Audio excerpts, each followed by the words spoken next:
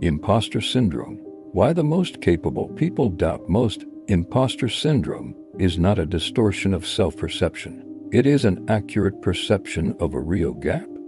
This gap only becomes visible to people with sufficient competence to see it.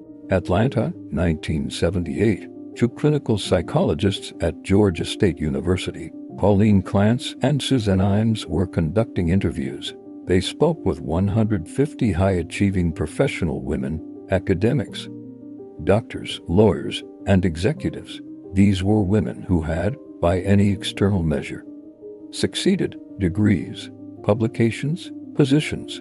Clance and Imes were not studying failure. They were studying success. What they found was a specific and uniform psychological structure. These women did not believe their success was real. They had a persistent conviction that they had fooled the people who promoted them. They felt their credentials had been granted by mistake, and that exposure was an anticipated certainty. Clance and Imes named what they observed the impostor phenomenon. Within a decade, the hypothesis was revised. The phenomenon appeared in men at comparable rates and across all cultures. It appeared in Nobel laureates and precisely in the people whose records of achievement were strongest. I will show you the three mechanisms that make this a signal, not a distortion. The first mechanism is the competence certainty inversion. It requires understanding what genuine competence actually demands. The Dunning-Kruger effect established that incompetence produces a dual failure: inability to perform and inability to recognize deficiency.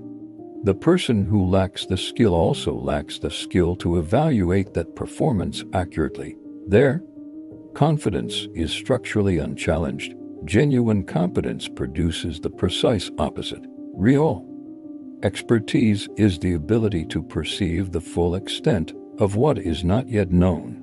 The more you understand a domain, the more accurately you can map the boundary between what you know and what you do not. That boundary is experienced as uncertainty. In the absence of external confirmation, it is subjectively indistinguishable from inadequacy. This is the first mechanism. Competence expands the perceptual field, revealing the gap between performance and the theoretical standard. Bertrand Russell wrote in 1933 that the stupid are kosher while the intelligent are full of doubt. Certainty and competence are inversely related, not by accident but by architecture. The moment you received a credential and felt terrified was the accurate perception of the gap. From inside your expanded perceptual field, that doubt is not a malfunction. It is the signature of your expertise.